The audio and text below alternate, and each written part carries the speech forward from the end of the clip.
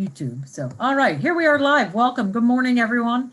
Welcome to the Ways and Means briefing. Today, our briefing is on education. We'll be starting with our Superintendent of Schools, Karen Salmon, from the State Department of Education. We'll then be hearing from the Maryland Associations of Boards of Education, as well as from our Public School Superintendents Association of Maryland, and lastly, with our Maryland State Education Association.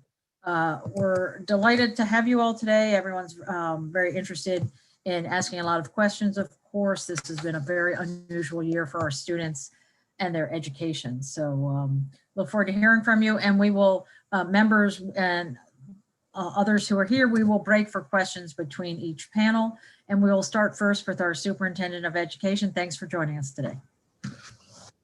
Thank you. Good afternoon. Well, I guess it's not afternoon yet. It feels like it's been already a long day for all of us.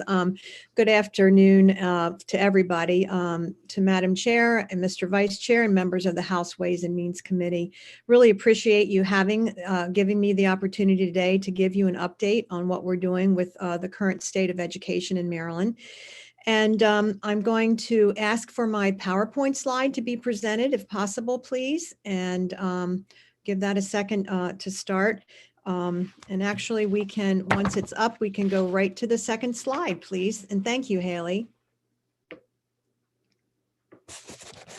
So since the early summer, it's obvious that I've been a strong advocate for getting our children back into the classroom environment.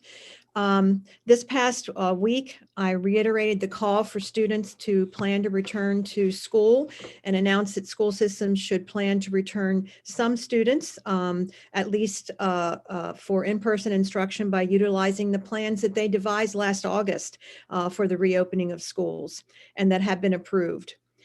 Many systems have either already returned some students to school buildings or plan to in the coming weeks.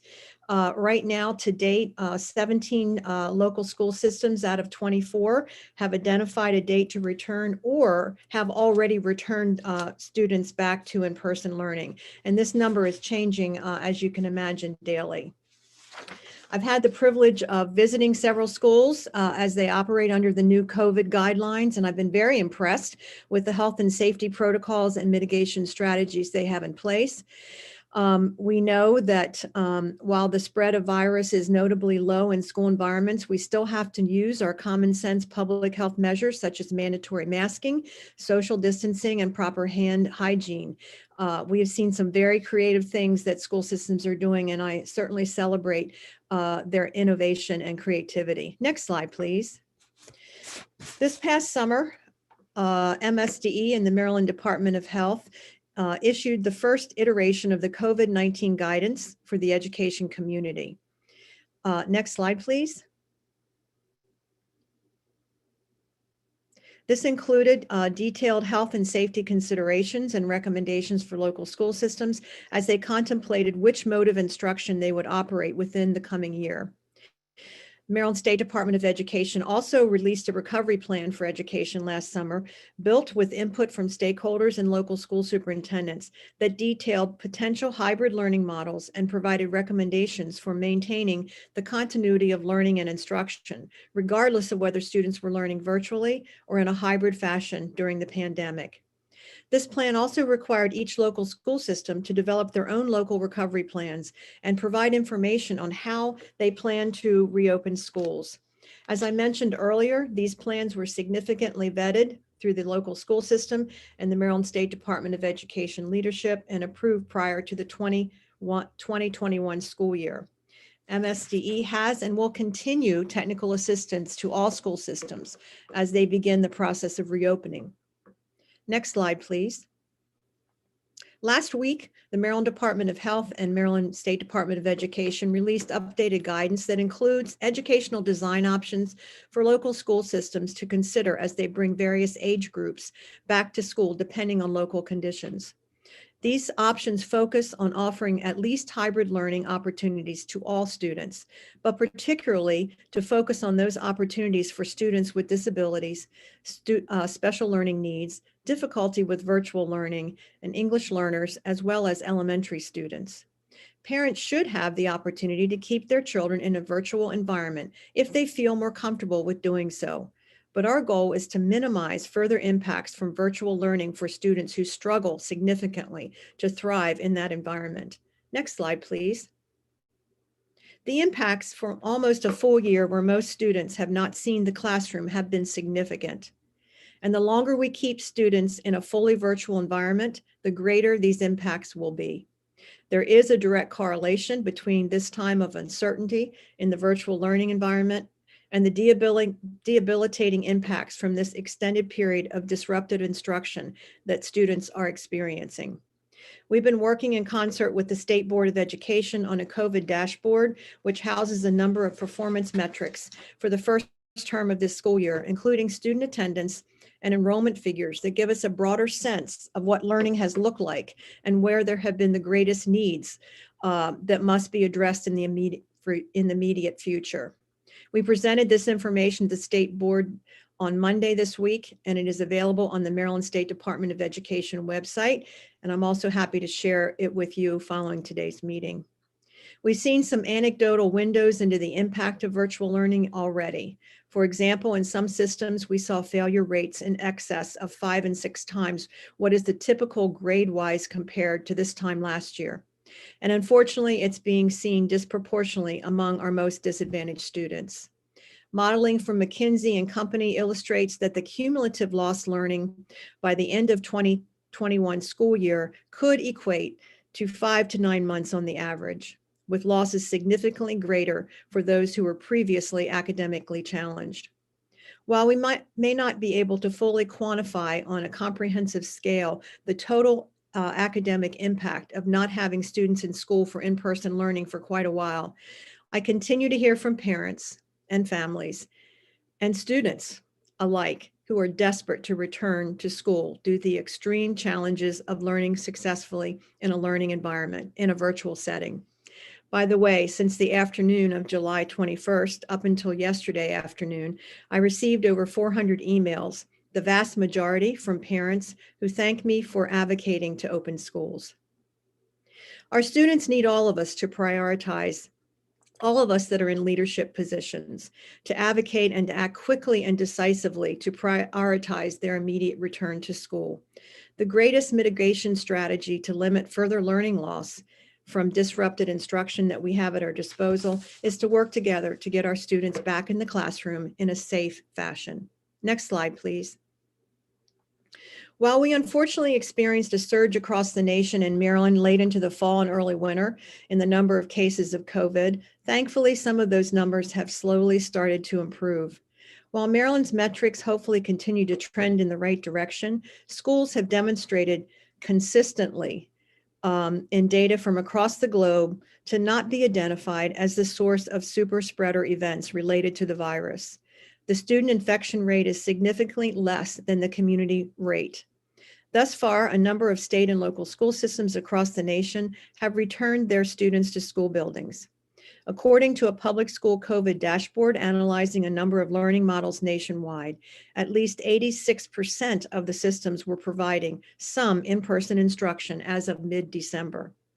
Seeing other large systems around the country open with success, including some of our neighbors, our focus must continue to be on exacting every measure necessary to reinstate an educational landscape in Maryland that provides in-person opportunities for students. Next slide, please. Late in December, I formally submitted a request to the Maryland Department of Health. The teachers and school staff receive priority in the distribution of the vaccine for COVID-19. And that also included non-public schools as well, and also all childcare staff. The governor announced earlier this month that these individuals would be included in phase 1B of the distribution plan for the vaccine. Since that announcement, I have been working closely with the team at Maryland Department of Health we're still on the other slide, thank you, to implement our plan to identify and efficiently vaccinate educators and school staff in both private and non-public schools, and also the child care providers. Right now, all local school systems are coordinating with local health departments and local hospitals to identify available vaccines for administration to their staff. Several systems have already begun vaccinating school staff at this time, and I'm hopeful that we will be able to complete this process swiftly to give our returning school staff that extra layer of protection. Additionally, there's been a significant influx of funding to address critical areas of need as systems tackle the endeavor of operating under COVID-19 restrictions. Next slide, please. The CARES Act, which was signed into law March 27, 2020, provided a significant amount of funding of opportunities for our local school systems. Various grant programs include the Elementary and Secondary Emergency Relief Fund, which provided $187 million directly to school systems for a broad range of activities.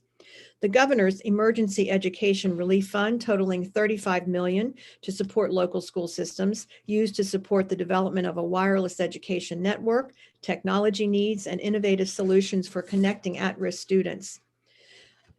The coronavirus relief funds, which comprised $210 million, included $100 million for technology advancement and $100 million for tutoring and learning loss mitigation efforts, with an additional $10 million for enhancing broadband access. Recently, in the last week of December, the Coronavirus Response and Relief Supplemental Appropriations Act was signed into law and provides $780 million to our 24 local school systems for a wide range of allowable uses, including remediation of learning loss, implementation of summer learning programs, and purchasing educational technology. Additionally, the Maryland State Department of Education offered and provided available funding totaling $10 million to support local systems in their reopening efforts. The governor also announced earlier this week that an additional $10 million in funding would be made available in competitive innovation grants for K through 12 schools. We have a chart that we can also send that shows the actual breakdown for each of the local school systems, and we'll be happy to provide that to the committee following today's briefing. Next slide, please. Additional funding for evidence-based strategies such as extending and implementing high-intensity tutoring services to more children, establishing additional and extended summer learning programs, addressing social emotional learning, and providing targeted academic acceleration to further mitigate the impacts of this disruption of instruction are all vital strategies in our efforts to combat the impacts of this pandemic on our students. We are strongly encouraging our local school systems to consider as many of these as they develop plans for the utilization of their funds, particularly targeted tutoring and extending the length of school for summer learning. During these unprecedented times, we're very grateful for this funding that's been provided to our local school system to support their reopening efforts and address areas of concern stemming from this period. MSD remains incredibly focused on distributing these funds to local school systems to bolster programs that seek to limit learning loss, accelerate learning, and get our children back into school. We are planning to vigorously monitor the expense of these funds and provide technical assistance by sending monitoring teams throughout the next months to help school systems to implement the strategies that have been highlighted. Next slide, please. As the state continues to move forward on plans for vaccination of educators, school staff, and child care workers, we look forward to working with any and all stakeholders to actualize the goals outlined in the various funding programs with a sense of urgency. MSDE and the state board will continue to consider strategies that can be used on a statewide basis scale to lift all school systems in Maryland based on the data that we've collected through the dashboard. Thank you again for the opportunity to give you this short presentation today, and I'm happy to answer any of your questions. Thank you. And maybe there'll be a few more after that. We'll start with Delegate Lutke. Thank you, Madam Chair. Dr. Salmon, you said earlier, and I agree, that it's important for everyone to work together to try to safely reopen schools. If that's the case, why haven't you and the governor met with the leadership of the teachers in the state since last August? I think that we have reached out in many ways to teachers throughout the state. I hold meetings with our teachers of the year. I've been out and working with teachers in the individual school systems. And I have incorporated our teachers union into all of the stakeholders meetings that we've had to come up with the recovery plans. You didn't answer my question. My question was, why haven't you met with the elected leadership of teachers in the state since last August? I cannot answer for the governor, and I am open to meeting with the teachers union anytime they offer a meeting. That'd be great. I mean, I think, I think there was a lot of frustration, and I got, frankly, panicked calls and texts from dozens of teachers after your announcement and the governor's announcement last week. And, the threats that people perceived and what was issued. And I think, we all want to get kids back in school, but it's hard to do that without actually talking to each other. Can I ask, I want to make sure that Maryland educators are clear, because many people perceived threats in what happened in the conversation last week. Do you believe that teachers who are concerned about returning to school without adequate PPE, testing, and other safety measures should have their certifications revoked or their salaries docked? Well, that is not anything I've ever suggested. What I have been doing is trying to make sure that we are providing all of the safety features and also letting teachers know how safe their schools are by getting out there myself and being willing to visit classrooms and talk to teachers and students, which I've been doing since the pandemic began. And, we've got hundreds of teachers right now back in their classrooms teaching students in person. And they're doing well, and we celebrate them. And I celebrate everybody that's working really hard over this pandemic. My comments were very specific about the need for getting students back in the classroom, because we're seeing such amazing issues with our students. The mental health situation is absolutely horrible right now. We don't even have enough mental health providers to serve some of our students that need it. Parents are emailing me daily telling me they're having to hospitalize their students because they don't have any interaction and they have depression and other kinds of problems. We've had an uptick in our suicide rates across the state since the pandemic for our youth.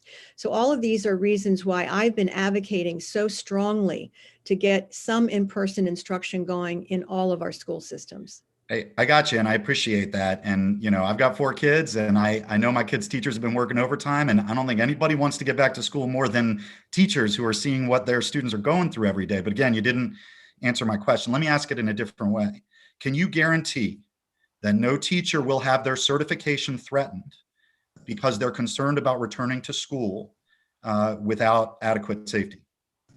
That is not anything I, again, have ever said that I plan to put forth to the state board for any action at all.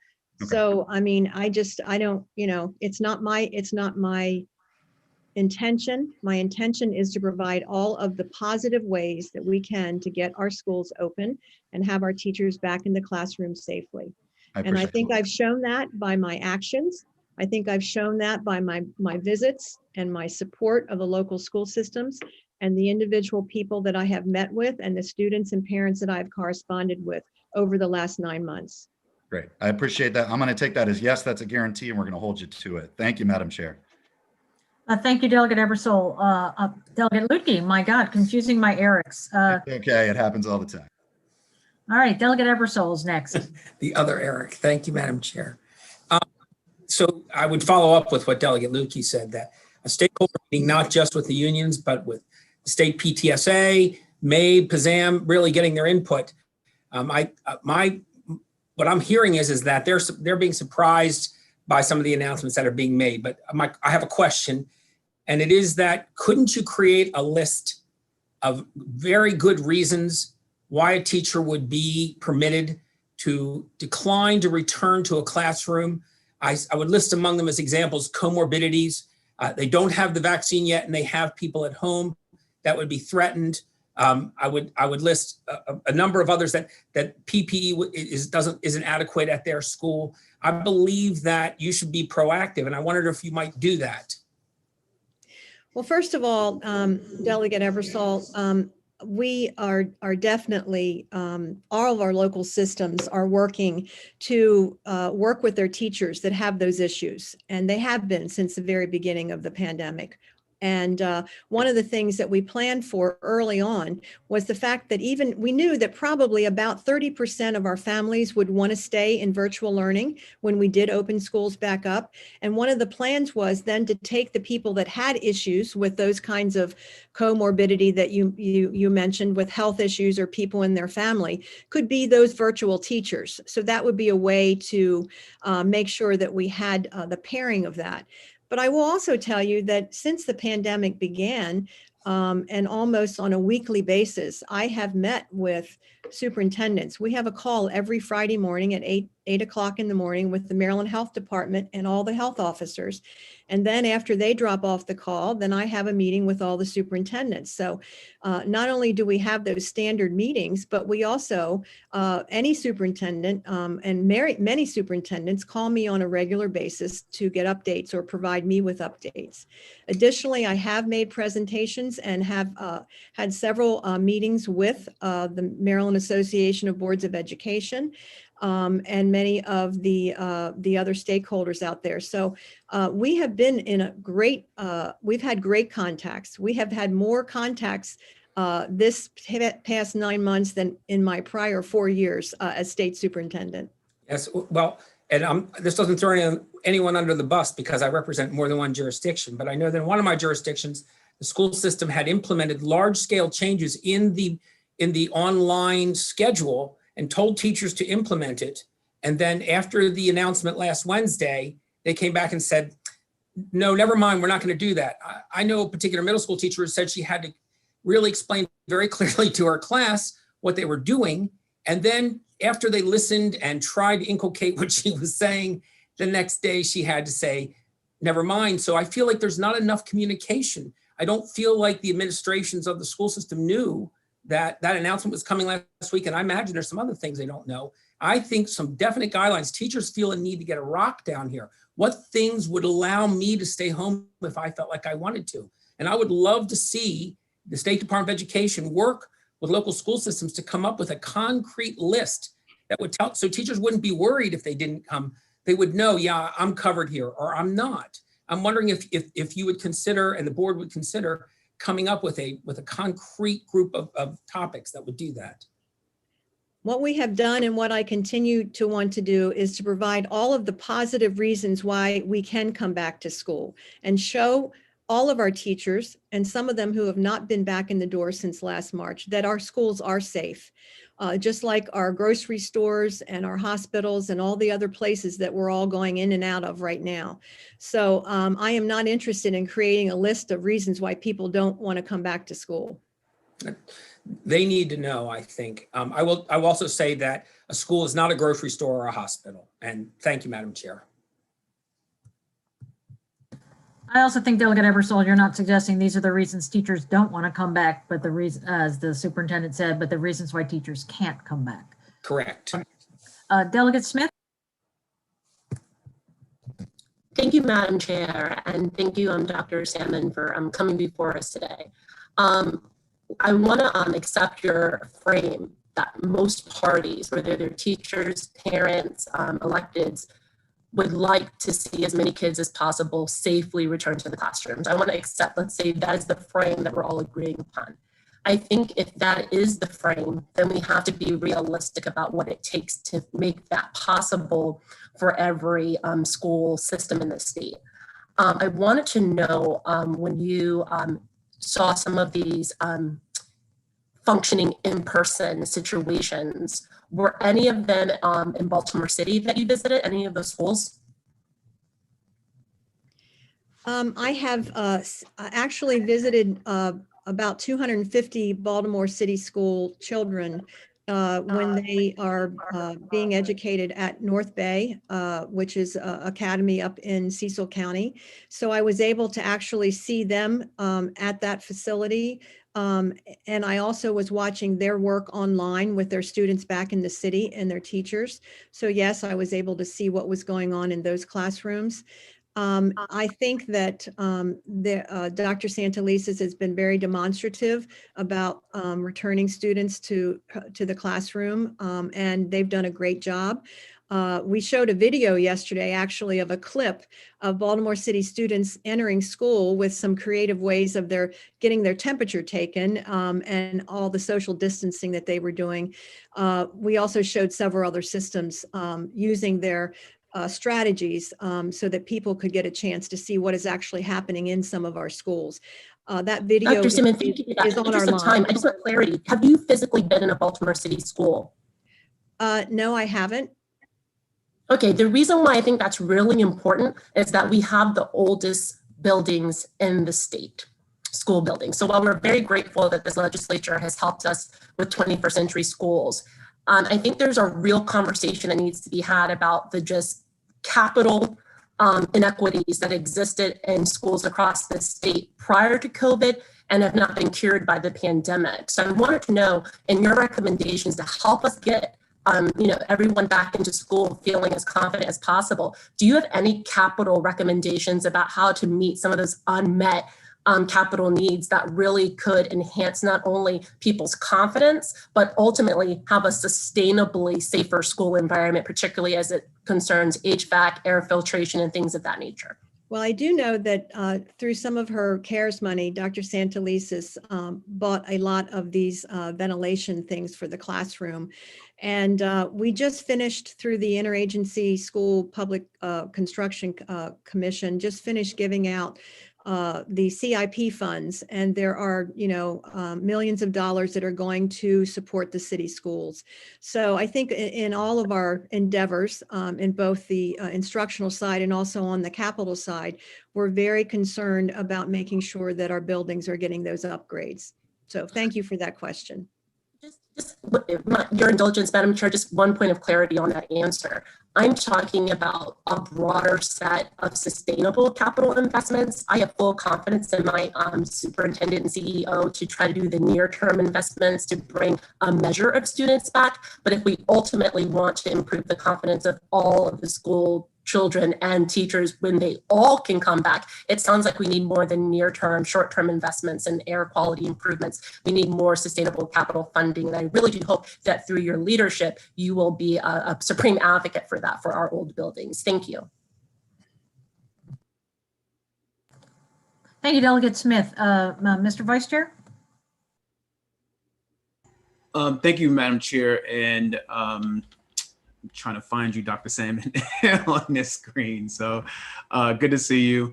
My question is, as you know, Prince George's County is probably number one or has the highest rate of COVID infections.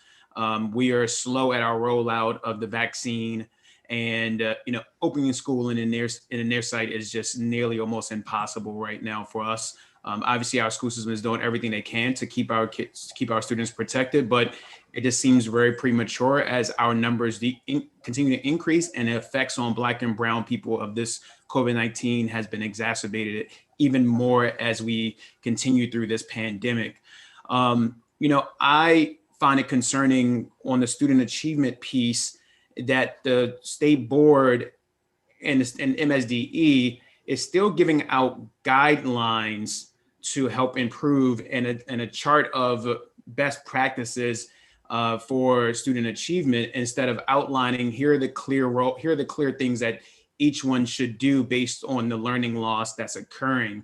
And I would like to see more directives from the state board, because I believe that the state board has a role on the student loss and on student achievement loss, and it seems like there is no, you guys aren't taking responsibility or your role in the student learning loss. And so there's some responsibility within MSDE to make sure that students are learning at a high level. And I'm concerned that we aren't seeing that. And so I wanted to say that before I ask my question, which is, the governor said, I quote him, he says, if school systems do not immediately begin a good faith effort to return to the classrooms, we will explore every legal avenue at our disposal. Can you tell me what those legal avenues are and what you plan to do if these school systems do not open? Well, first, I'm going to respond to your first comment about what we're doing in terms of providing direction for the school systems. First of all, we're putting out the funds as quickly as we can for school systems to use on some of these areas of strategic improvement for academics. So that's the first thing we're doing. And that's a lot of money to put out in a short amount of time, but we're doing it very quickly. Those grants, they range anywhere from a system getting $200 million to some of our very small systems getting maybe $5 million. So it's a lot of money, and we are going to provide a lot of support for how those funds are used. I'm putting together, and we had a meeting yesterday with the state board to talk about, Monday, we had 2 days of meetings, but we talked about our plan for how we're going to assist with this disruption in education. And that will include us putting together monitoring and technical support teams that we're going to put out through the state to go out in the school systems and to make sure and to help either with providing professional development or whatever kind of feedback school systems need. But we're going to be there on the ground, boots on the ground, to help systems with this situation. And those strategies that you saw on the slide are all going to be the ones that we're going to be saying you should be using. It's not going to be a lot of, oh, you can use whatever off the shelf. It has to be evidence-based. It has to be research-based. And it's one of those things that were on that slide because we know from our research that they work, especially high-intensity tutoring. This is something you and I both know was discussed greatly at the Kerwin Commission, and we are definitely going to be implementing those types of programs. To answer your second question, I do not know what the governor is planning. I do not speak for the governor. Are there legal avenues that MSDE can take to force school systems to open up if they decide not to? Again, we have taken, and I have taken, a proactive, positive way to open schools. And I will continue to do that and continue to ask the state board to support me in those efforts. I think you can see that through the funding that we've put out, through the weekly conversations with state superintendents, through the school visits, and my willingness to be out and about to get feedback from people that are teaching right now in their classrooms today. I think evidence that it is a positive, proactive method to open our schools. Thank you, Madam Chair. Thank you, Mr. Vice Chair. Next, we have Delegate Buckle. Thank you, Madam Chair. Thank you very much to Superintendent Salmon for being here. I support, I hear from everybody, we all support getting kids back to school.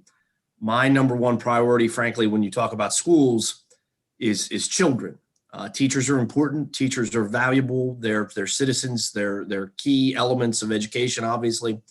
But the most important thing about schools, and the reason why we have them, and the reason why we pay for them, is children, children's needs, the students' needs. And so one thing to me, I have a question here, we've learned about COVID-19 is that it doesn't know boundaries. It doesn't know the difference between the Mason-Dixon line. It doesn't understand what the side of the Potomac River is. It operates nationally and really globally. And so what I'm interested in is what other states are doing who have children just like our children. And just in the 20 minutes or so we've been going on, I looked up, and Superintendent Salmon, you may know this better than what I do. You probably keep track of these things much closer. But it looks to me like Pennsylvania has requested or mandated or requested maybe is the best word, for their schools to go back to in-person learning, at least on a hybrid basis now, here in January. It looks like the state of Delaware has done that, that neighbors us. It looks like the state of West Virginia has done that. They've all gotten their students back to school or are working to get their students back to school right away. Is that your understanding, Superintendent, that states that touch us all around us are further along in getting students back to school? Yes, sir. In fact, I will tell you, in the neighboring state of Delaware, where I grew up for part of my education and still have family there, I have been very jealous of watching the school buses on the road picking up the kids going to school. Yes, they are back, and they pretty much had 60% of their students back for most of the school year. I meet, again, to talk about stakeholders. Every Wednesday afternoon, we have a chiefs call across the nation. And I meet with all of those state chief officers, same as my position. And Utah is another state that has been in school the whole time with incredibly high COVID numbers, but incredibly low school spread numbers. Well, So that was my question. Yeah. I'm not an epidemiologist or a statistician by any sense of the imagination, but I read reasonably well. And I looked at some statistics here on the Google machine while we were talking. And it sounds like those states, just those states right around us that touch us, Pennsylvania, Delaware, West Virginia, their COVID statistics over the last month or two don't seem very much out of line with ours. I mean, things go up, things go down. Right. Is that your understanding that them reopening schools has not provoked some Correct. type of spike that's different by meaningful variations than our numbers? That's very true. And that data is supported through many, many research studies that I certainly won't quote here, but we have a huge bibliography on right now. We have been doing all that research. We know so much more now than we did when this started. Sure. We are getting more and more information as we go forward, and from our sister and brother states, however you want to typify them. But I am encouraged by what I hear from my colleagues. In fact, this afternoon, we're going to have an update from Utah on all the strategies that they've been using to be so successful in keeping their kids in school through the whole pandemic. So it's really, it's possible, it's very doable, and we're seeing it across the nation. So thank you for that question. Thank you. All right, thank you. We have 5 more people with questions, and then we have to move on. No more hands. We have Delegate Wilkins, Jones, Rose, Hartman, and back to Lutke, and then we are moving on to our next panel so we can all actually get a lunch break. Delegate Wilkins. Thank you so much, Madam Chair, and hello, good morning, Superintendent Salmon. It's great to see you. Yes, I wanted to first start by associating myself with the comments of Delegate Lutke and my disappointment with the rollout and the announcement and sort of the punishment approach that was taken. I think that was really disappointing. Every teacher I speak with, every parent I speak with is ready to get back to school in a safe and sustainable manner.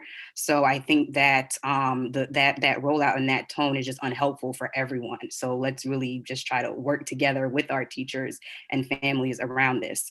My question really relates to what you mentioned, and I think probably the number one topic in our state right now is relates to COVID-19 around the vaccine. I know West Virginia was just mentioned. They're a state that's doing great around vaccinating their residents, and their teachers are getting vaccinated while our teachers are being turned away from the vaccine. And so my question is for you to help me understand the timeline for when all of our teachers will be vaccinated, first dose and second dose, as that relates to the school reopening plan that you all have set, as we talk about safety. So that's really what I wanted to unpack and understand is the vaccination and how that relates to the reopening plan. Well, thank you for that question, Delegate Wilkins. It is, I just want to make an overall statement that we were in person in the fall without any vaccinations. And frankly, we were all very surprised that we had vaccinations so quickly. To me, they're the icing on the cake. They make people feel safer, and that's great. That's a great thing. That's a great feeling to have, but they're not a prerequisite for us to open schools. All of the schools that we just mentioned in the last conversation are in person without having people being vaccinated. Now, given that, I also want to say that we've had several school systems that have pretty much all of their educators have been vaccinated. The rollout is different depending on how many people are in a county, how many people are being prioritized, over 75, for example. And the other thing we don't know from time to time, as I understand from the Maryland Department of Health, is they have no idea how many doses they're getting from the federal government. That can happen on Saturday night. They can find out that they're going to have so many doses and then come in and they can delegate them appropriately in order to get through the stages that they're supposed to. So it depends on each local system. how they're doing it. Some of the hospitals, I understand, had extra doses available because not all the healthcare staff wanted to have the vaccine. But we have 2 weeks ago, I had a list given to me by all the school superintendents and all of the non-public schools to tell me how many people wanted the vaccine in each of the counties. I submitted that information to the health department. And so they are all working through those numbers. And we've also asked the superintendents to certainly prioritize, if you're in a large system, you know, if you're going to bring back first your elementary school kids, prioritize those teachers first. So there's ways to do that, but we don't often know how many vaccines we're going to get. So we're doing the very best we can to get as many people vaccinated and as quickly as possible. The question is in terms of the timeline related to when we are urging schools to reopen and when we are going to have teachers fully vaccinated. That's the question that I have. Yeah, I can't answer that because I don't know the numbers of vaccines that we're going to get from the federal government. Neither does the Maryland Health Department know that. But I'm going to again state that it is not a prerequisite for opening schools to have everybody vaccinated. Right. And just my final follow-up is that they're not a prerequisite. You mentioned that they're a would be nice, and vaccines are not a would be nice. They literally save lives. What we're suggesting is people coming back together and congregating, teachers, students, staff, and then potentially bringing that back to their families. So I would categorize it as more than a would be nice to have, but something that should have been a consideration. So it sounds as if without this life-saving measure or a plan for how teachers will be vaccinated, that we're forcing this reopening. So thank you for responding to my question. And let me just also say one more thing. Just as an example, we've had 5 weeks of in-person instruction in Talbot County, where I was a former superintendent for 5 weeks. All kids were back in school in a hybrid setting for 5 weeks with not one case in school from staff or a student. It is possible. It is safe to be back. Where is that? I'm sorry, Madam Superintendent, where is that? Talbot County, where I was Okay, a thank you. superintendent. Thank you. The next question we have is from Delegate Jones.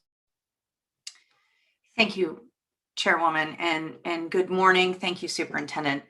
I think everyone agrees that we need to figure out a way to get kids back safely. I'm concerned, as are many, for our most at-risk children. But I have teachers contacting this office as well as parents who are scared. They are terrified. I would like to thank both of my colleagues, Delegate Wilkins and Delegate Lukey, as they touched upon two of the issues that are I'm hearing about the most. And that is, you know, teachers saying, I've been given a date that I have to return, yet I can't get a vaccination. And if I have to have 2 vaccinations, as we all know, spread apart, that's just not enough time to protect me, as I have diabetes. My husband has this. My daughter at home also has this. And there are multiple situations there. So I underscore that as a serious concern, as well as needing a plan for making sure that we get our teachers vaccinated. But one other, do we have a specific protocol for testing and quarantining and contact tracing in schools? And has that been handed down to the school systems as a way to really follow guidelines? We have state guidelines on that for the schools? We certainly do. Absolutely. Very specific guidelines, and schools are using them and have used them when they came back in the fall. The other thing I wanted to just say in response to your concern is that every local school system has reached out to their staff already about some of the issues that you are talking about. They know who their staff, who has issues, and they are very good through their HR departments in making sure that people have the information that they need if they have those circumstances. So that's a local thing that I know our school district superintendents are very much engaged in, making sure their staff know what their options are. So I will say that. And you had something else? I'm sorry. Well, yes, some of the school systems don't have that in their reopening. You know, parents are asking me for the specific protocols written down for testing, quarantining, and contact tracing, and they're just unsure of who to ask and where to find this information. It's all on the Maryland State Department COVID website. All those guidelines are put out by the Maryland Health Department and the Maryland State Department of Education jointly. And I will be happy to have one of my staff members send you the links to that so that you can forward that to anybody that asks you a question. The other thing I wanted to make a comment about is that we have hundreds of teachers that have been in the schools teaching since the fall. So, I think we need to understand that it's not everybody that's not wanting to come back to school. We have a ton of teachers. I was just in Worcester County last Friday in 3 different schools where teachers are all there. They're all in their classrooms and the kids are there too. So I just think we're painting a picture that we don't have anybody back in school and that teachers, are scared to come back in school. We have hundreds of teachers teaching right now and have been in schools. Thank you, Chairwoman. All right, thank you. Delegate Rose? Thank you, Madam Chair, and thank you, Doctor, for coming in today for this presentation that I know we're all equally concerned to get our kids back in school. We've had a lot of information, and I just wanted to touch on, it was mentioned about across the nation and certainly even in our state and neighboring states about teachers being back in the classroom, kids being back in the classroom. Do we have any data, and I can certainly get on Delegate Buckles' Google machine and find it myself later. In all of these states across the nation who have teachers back teaching in person, is there ever any evidence that all of them have been completely vaccinated with both doses? Okay, that's my first question. Okay. No, in fact, And your second question? We're there. We're in the same stage as every state is with administering vaccines. And in some states, they haven't made educators part of 1B. So we're lucky that we have that. Thank you. My second question or last question, I know we have time constraints. We've been told over and over that we need to follow the science. We need to listen to the experts. We need to listen to the doctors. And there've been a lot of comments made so far this morning about comments in the press, which I've seen, from various people in the education field here. When you talk about following expert reports, there was, are you aware, and you may not be, I just happened to hear a town hall and some physicians on my drive home from Annapolis this morning. There was a report put out by the CDC yesterday addressing juveniles and COVID. And this new report has overwhelmingly stated that our kids can safely be back in the schools. They are not super spreaders. They by and large do extremely well, even if they are exposed to COVID, and that there is absolutely no evidence that being in a classroom situation, it makes them any more of a threat to anyone else than going to the grocery store with their parents or somewhere else in the community. It's in the JAMA, and that came out yesterday, and I found that extremely interesting. And as far as cherry picking data to fit somebody's narrative, when you're hearing from the head of pediatrics at GBMC, I think that's pretty credible. Wouldn't you agree? Yes, Delegate, thank you for that. I'm aware of that report. And I also have been contacted by many pediatricians across the state, including many from Montgomery County, who have been telling me they have 15,000 children on their practice, and they're very concerned about them being back in school as well. And so we do know that the data is very clear. And the other thing that I thought was interesting in a study that they did in Mississippi about do in-person learning impact hospitalizations was another great study if you're interested. And it showed that they don't. And actually the report said that they believe that having students in school practicing the distancing and the social measures and washing their hands is probably a good practice for them to take back out in the community, because we know they're not doing it in their homes and their family gatherings, and that's where they're transmitting the COVID. So thank you. Thank you. Delegate Hartman. Thank you, Madam Chair, and thank you, Dr. Salmon, for being with us today. You appreciate your visit to Worcester County. My question, there's no doubt that students are suffering each day. They're not back in the classroom. And my concern is for teacher accountability. How are we going to evaluate the success of a teacher this year? My understanding is typically it's done from testing in the beginning of the year versus the end of the year and measuring the level of progress a student made. With students being home and that the teachers really not having the ability to impact the students the way they have in the past, what are your thoughts on how teachers should be held accountable or evaluated this year for the progress of the students? Well, that's really a great question, Delegate Hartman, and certainly something that we have talked about as superintendents on our calls. I know that the superintendents are all, when we had many of our systems in the fall, they were joining the classes and participating and watching the teachers to do their observations so they could get some feedback on how to give the teachers feedback. Many of the things you're talking about in terms of progress were wrapped up in what we call student learning, the SLOs that teachers have to have on their evaluation. And I think most of the school systems have developed ways to have conversations about teachers to make sure that they can still try to get a handle on where we are with their achievement, but it's going to be a different procedure than we've used before. It's just not, nothing unfortunately is the same. So we're going to have to be creative in giving feedback to teachers. And I know that our local superintendents and their administrative staff, principals, assistant principals are all wrestling with this situation and trying to figure out the best way to provide honest feedback because it's very difficult. So then are you saying that the SLOs won't be? Yeah, I think they're going to be. Part? Yeah, I think they're going to have to use them in a creative way. And I don't have the specifics on what they're going to do, but that can be certainly a follow-up conversation that we have. Okay, thank you. Very welcome. Madam Superintendent, before I go to the last person asking some questions, I did have something to add. As I've been listening to the questions and answers, I would say that every single member of this committee wants our students back in school because that's the best way to be educated. Some do succeed virtually, some do not.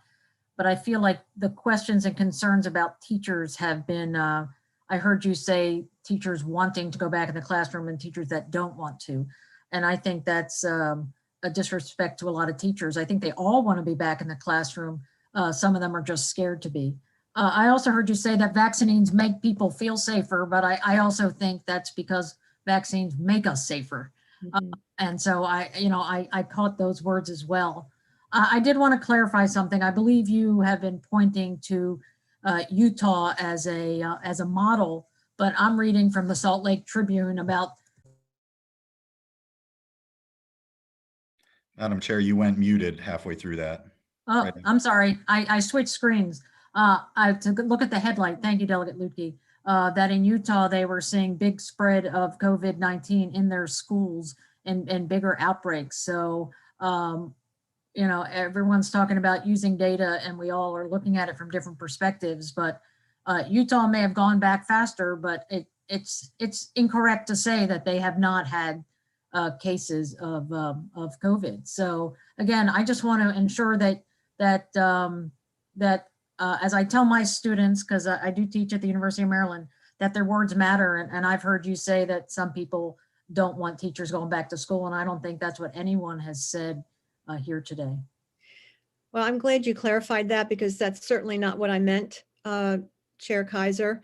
But I will tell you that the teachers that I have talked to on my visits, the teachers that are back in the classrooms have articulated to me many concerns about the fact that they are there and they do not understand why other teachers don't want to come back. So I'm just explaining what I have heard on my visits and what I've seen and talked to. And also, just on a personal note, my daughter's been back in her classroom with her kids who are certainly she can't stand 6 feet away from because they all have incredible physical needs since September the 8th. So, we all have different perceptions about this, but I do believe that it is at least my opinion that I have to advocate for our students. I have to advocate to get them back in in-person instruction, and I want to do it in the most proactive and positive way that I can. Well, I hear you, but I also heard you repeat the words about the teachers that don't want to go back in the classroom. And while I'm advocating for our students as well, they're not going to be taught if their teachers are sick with COVID. So our students will suffer when our teachers suffer. Delegate Lutke with the final question. Thank you, Madam Chair. I got to tell you, I'm so disappointed with this debate in Maryland. And I get, it's emotional for people, for parents and teachers and students. And I get it's inevitably political. But the repeated implications that people that are concerned about returning to school don't care about kids, I find frankly disgusting. I think it contributes nothing. I mean, what the challenge we have in Maryland is that our teaching workforce does not trust the State Department of Education, and they don't trust the governor.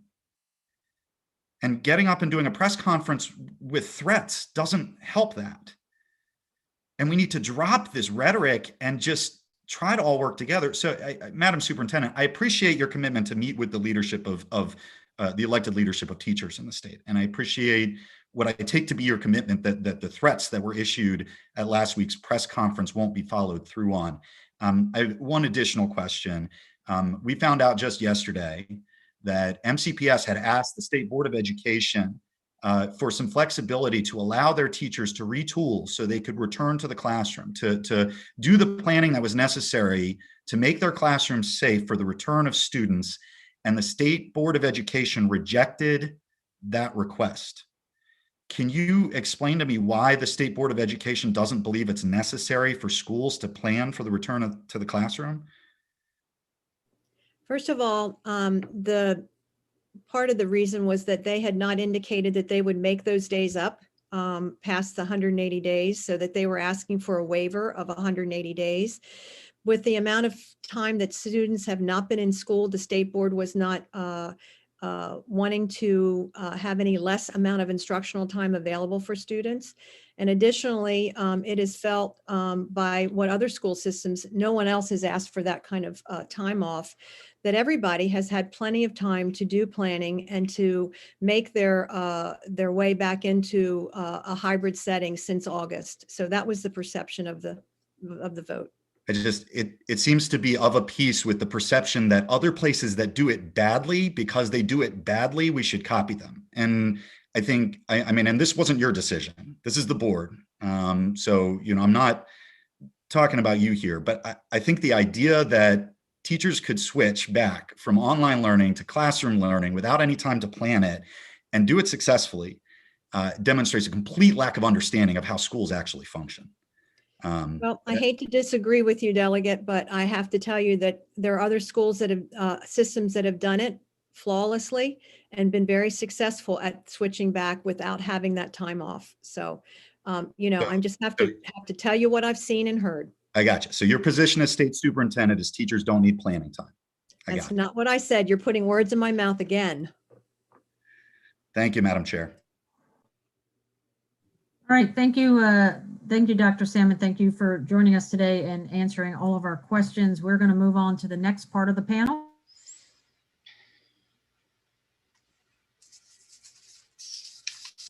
We have representatives from the Maryland Associations of Board of Education.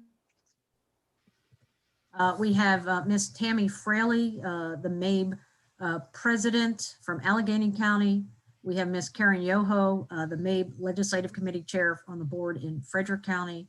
And then we have Ms. Brenda Wolf, also from MABE on their Legislative Committee Vice Chair, who is the chair of our Montgomery County Board of Education. She is not only my board member, she's my constituent, and her grandson is my favorite person to be with at the polls on election day. So want to welcome all of them here today, and the three of you can go in any order that you'd like. I assume Ms. Fraley will be beginning. Yes, thank you, Madam Chair, and thank you for everyone giving us this opportunity. My name is Tammy Fraley. I do serve on the Allegheny County Board of Education. I've been there for 4 years and just recently reelected for 4 more. MABE, as you all know, is the Maryland Association of Boards of Education, and our goal and is to be a collective voice for all 23 counties and Baltimore City, and to support local board governance. We are working together to advocate on behalf of all boards of education, and we are here today to just give you a little bit of information about our legislative priorities. So I'm going to turn it over to Karen Yoho, which is the chair of the legislative committee. All right, thank you so much, Ms. Yoho. Thank you, Tammy.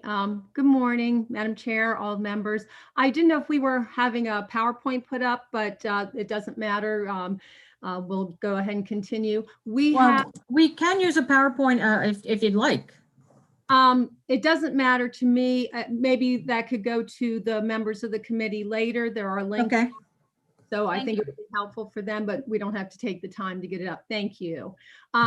We have adopted legislative principles, and for those of you who have been in the legislature, there really is probably not that much new. And so you can link, and one of the screens links to all the different areas, you know, local board governance, state education funding, school facilities, and so on.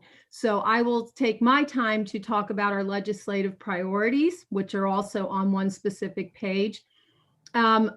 Not a surprise, we look for local board governance authority to adopt education policies and school system budgets, which reflect our local priorities and resources.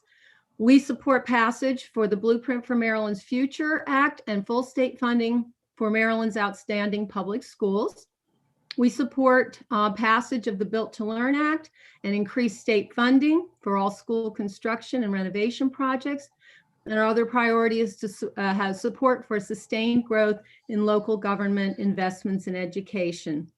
And of course, we're very involved with what's going on right now. We all have hundreds of emails that we're reading constantly and trying to deal with these issues on the ground. So we appreciate support from you without putting too many mandates. So thank you. And I'm going to turn it over to Brenda Wolf, our vice chair, and she's going to speak next. Okay, thank you, Madam Chair and members of the committee. I'm going to talk a little bit about equity and excellence. Equity is one of the most crucial points of advocacy for MABE at this time. For us, it's not just access, but also opportunity, not just academic resources, but also social, emotional, and economic resources as well. We recognize that a strong recovery is going to have to provide numerous supports for kids. We're developing plans. The plans must be locally designed, but state supported. We want to be clear that there is no one size that fits all of the districts. You have to take into consideration size of the districts and conditions of the districts. I also want to tell you and support what I've heard you all say, that I believe that every single one of the teachers in the state wants to go back to school. I know in Montgomery County, I'm constantly hearing from the teachers that they miss their kids. But we know that they all know that virtual learning hasn't worked for everybody. It has worked for some. We hope that you will at least consider that virtual learning should probably become a part of the school system. We know that we have kids that have benefited from being able to do their lessons at night and work during the day. But as we develop further recovery plans on how to assist and support students who may need more support, we ask that the legislature continue to respect local autonomy. MABE supports the decision of local school boards to determine when the individual conditions are appropriate for a return to school buildings. As school systems provide educational opportunities, we want to remind you that we have been doing over and above what our jobs normally would be since March. We too believe in the value of education, and we remain determined to continue to provide every child a robust education. Thank you. Thank you. You're all very brief. I appreciate that today. Are there any questions from members? I'll start with Delegate Ebersol. Thank you very much, Madam Chair. And anybody, I can answer this question. I'm just curious if relevant to the announcement last week on the 20th, if any of the boards of education or any of your organization was notified by the governor or the state superintendent that you were going to be making an announcement to the public about sort of demanding that schools open in some fashion on March 1st. How much advance information did you have there? Because I'm seeing some school systems pivoting after that. So this is Tammy Fraley. I can say that I've probably talked to maybe about half of the local counties, boards of education, and none of us were aware. And superintendents, I know also from what of those that I talked to, they were not aware that it was coming. So I can give that piece of information. And I know from a overall perspective for MABE, we did not receive any communication or forewarning as an organization either. Thank you. All right, thank you. Next question, Delegate Patterson. Thank you, Madam Chair, and thank you for the information from MABE. The question I have is what consideration is being given to recovery plans, and that is to say, are local boards considering the types of support teachers and students will need to address social emotional recovery? That is to say, special plans based upon your own jurisdiction. Absolutely. In Montgomery County, we have several initiatives going on around wellness. And we've also worked on creating a suicide prevention program where we're training our students to identify signs of suicide. We issue almost weekly what we call waymaking notices about mental health. And these notices are not just designed for our students, because our teachers are suffering mentally too. These notices provide guidance to them. There are so many different things going on right now. We actually reach out to the families when we don't see the kids in school for periods of time, because we're also concerned not just about sort of the mental well, but we're concerned because the number of reports of abuse are down, and we know that there might be abuse going on. So we have any number of initiatives going on in there. We are constantly, this is a big challenge for us and a big concern. Thank you. If I can add in quickly, I'm sorry, Karen Yoho from Frederick County. It's reflected in our budget. It's reflected in our use of COVID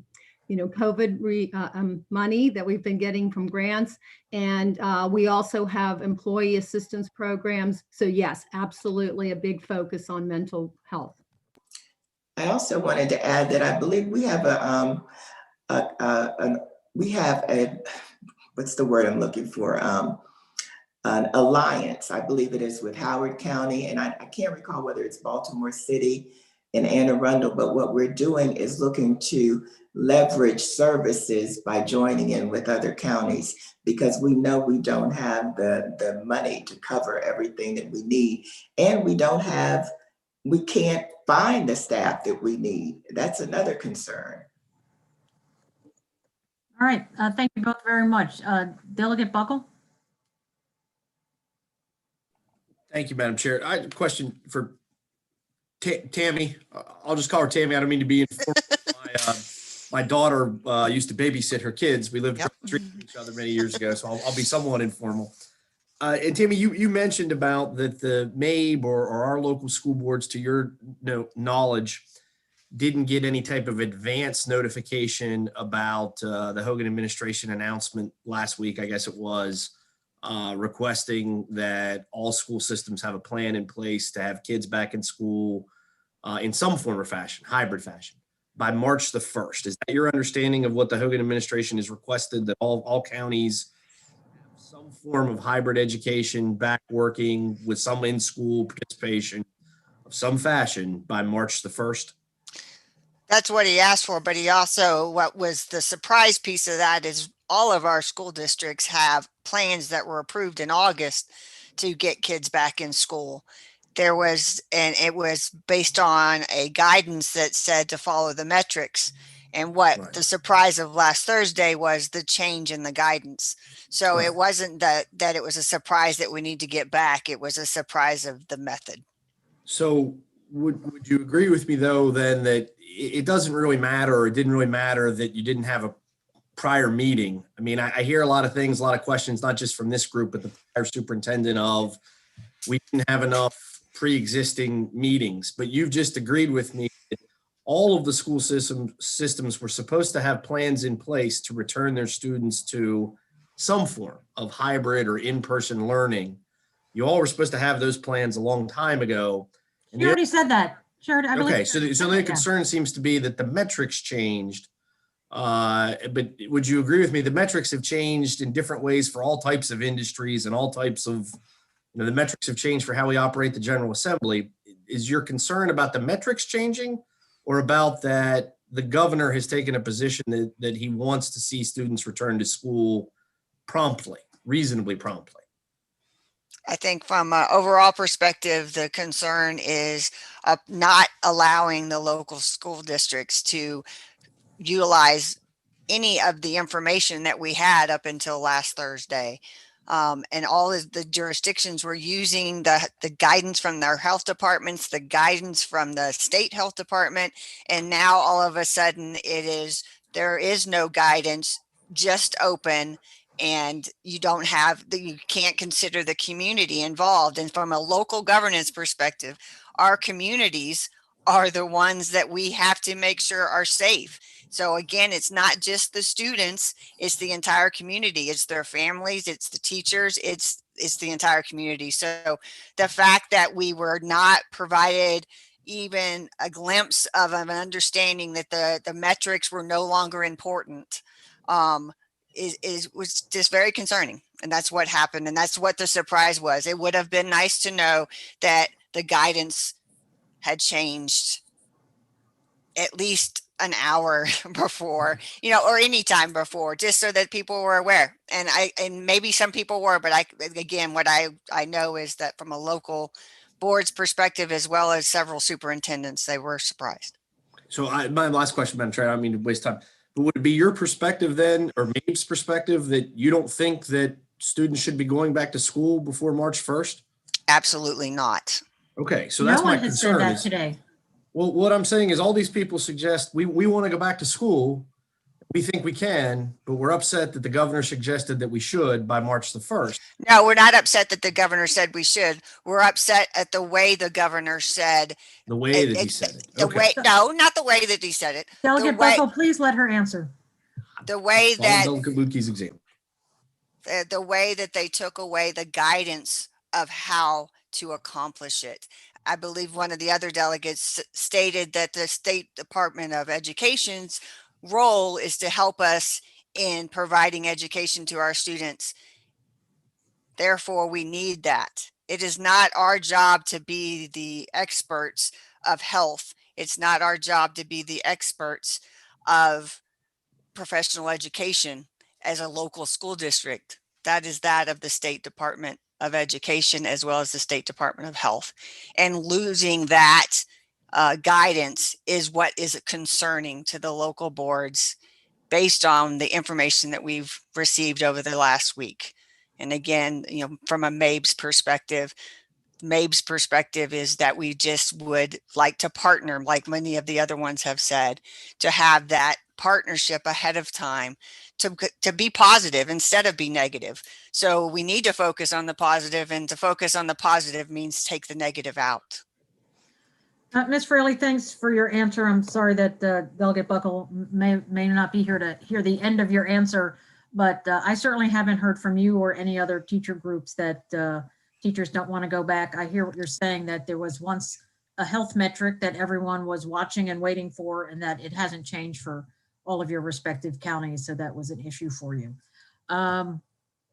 Seeing no other questions, and knowing that we have still to hear from two groups, do appreciate the three of you from MABE. Thank you for your service to our local jurisdictions, serving on the boards, and for being here today. We're next going to hear from two of our superintendents from Representing PZAM, we have Dr. Karen Couch from Kent County, as well as Dr. Michael Martirano from Howard County. Ms. Couch, or Dr. Couch, excuse me. Nope, you're still muted. I'm sorry, I thought I was unmuted. So Oh, now you're muted again. okay, I'll try again. Good afternoon, Madam Chair, Mr. Vice Chair, members of the House Ways and Means Committee. Thank you on behalf of PZAM for allowing us to be part of the briefing on education. Dr. Martirano and I send our best regards for a successful 2021 legislative session. And we know that the pandemic has presented many challenges for you. So we would just like to extend our personal gratitude for your service to our communities, our students, and the Maryland constituents. This morning, Dr. Martirano and I will be focusing our presentation on the challenges and opportunities we face with implementing virtual instruction in our school systems. In addition, we're going to share just briefly information on our reopening plans for returning students to school. Our presentation will underscore the differences between a large urban and a small rural county school system. Although you'll certainly hear some similarities, today we hope to illuminate the contrast between our respective school systems, including the challenges we face throughout the pandemic. I'll begin by sharing information on Kent, then I'll turn it over to Dr. Martirano.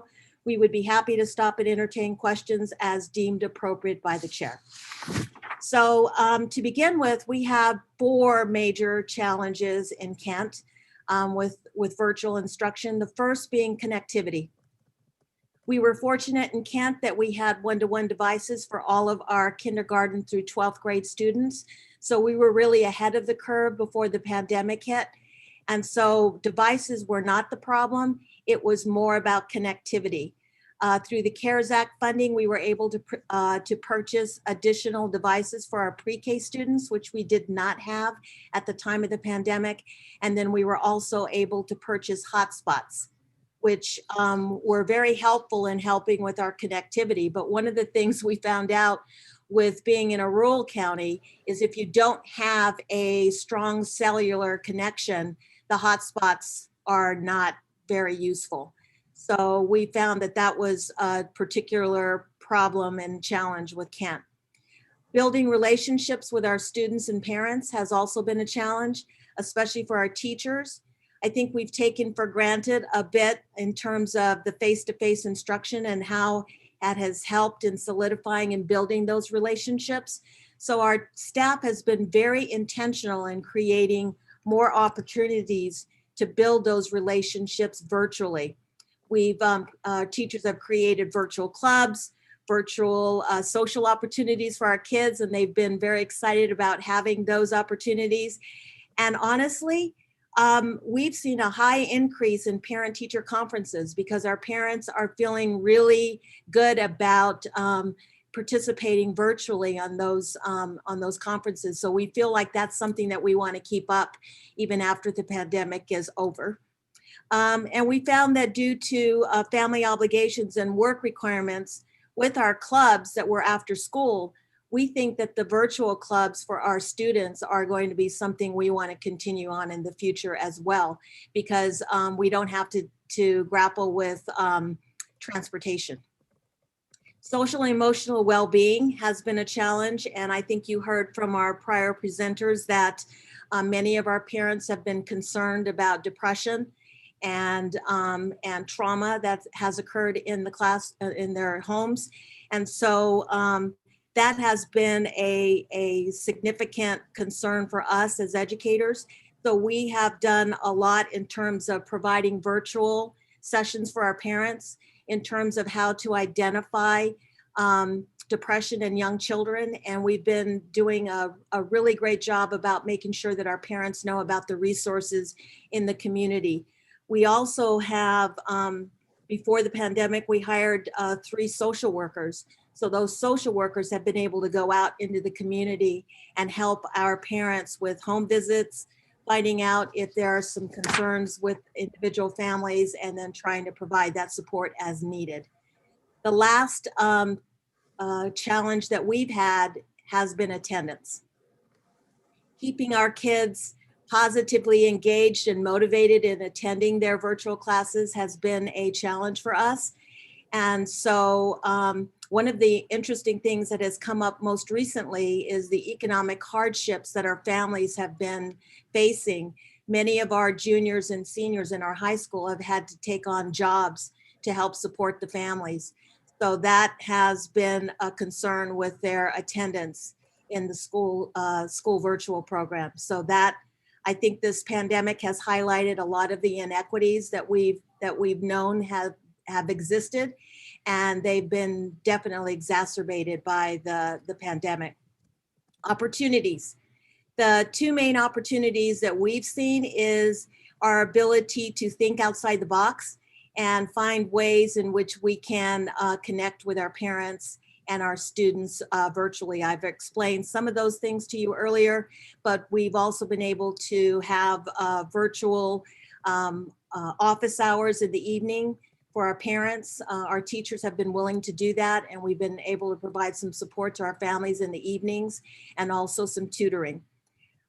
Finally, as far as opportunities, we've had a greater community outreach with our with members of our organizations, with our churches. We've actually created learning hubs in our churches so that when our students are attending hybrid for 2 days, they can go to a learning hub for the remaining days so that they get that support and they've been able to garner that adult supervision that many of them needed. As far as returning to school and our reopening plan, on September the 14th, we returned about 1% of our student population. Those were our highest need students. We began our small groups on September the 21st, including our CTE students at the high school. But we began full hybrid instruction for our students on September the 28th. So I know that Dr. Salmon was talking about Talbot having X amount of weeks. We're excited because we've been in school for 9 weeks of hybrid before we had to go back to virtual because of other concerns. And why did we go back to virtual? Really, it was affecting us through quarantine and through the, because many of our teachers had close contact with other individuals that had the virus. So we had problems staffing our classrooms, and we had to go back to virtual on December the 7th. We are planning on returning to hybrid Monday, February the 1st. That's the beginning of the second semester. And we will be in hybrid with pre-K through 12th grade. We expect to return about 70% of our students for hybrid at that time. And so that completes my brief presentation, and I will turn it over to Dr. Martirano. Thank you, Dr. Couch, and good afternoon, Chair Kaiser, Vice Chair Washington, and members of the Ways and Means Committee. Thank you for the opportunity to be with you virtually today and taking the time out of your busy schedules to hear directly from local educators. I also want to acknowledge members of the Howard County delegation who serve on this committee, Delegate Ebersol and Feldmark, who have always been invaluable partners to the school system to provide great tutelage and guidance throughout this pandemic to me personally. Similar to my colleague, Dr. Couch from Kent County, I hope to share experiences from our virtual instruction during the 2020-2021 school year, as well as address questions from the delegates who you have regarding our efforts to reopen schools safely.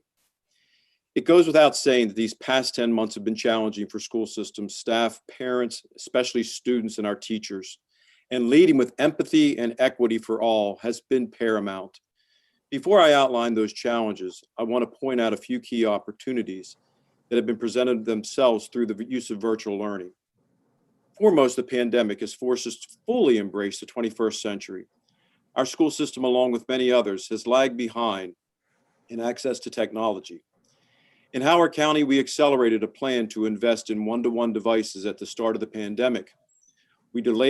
While delayed due to high demand, our latest shipment of Chromebooks received this month will allow students at all levels to have a device assigned to them as a first step in recognizing the role of technology can and will play in the future of education.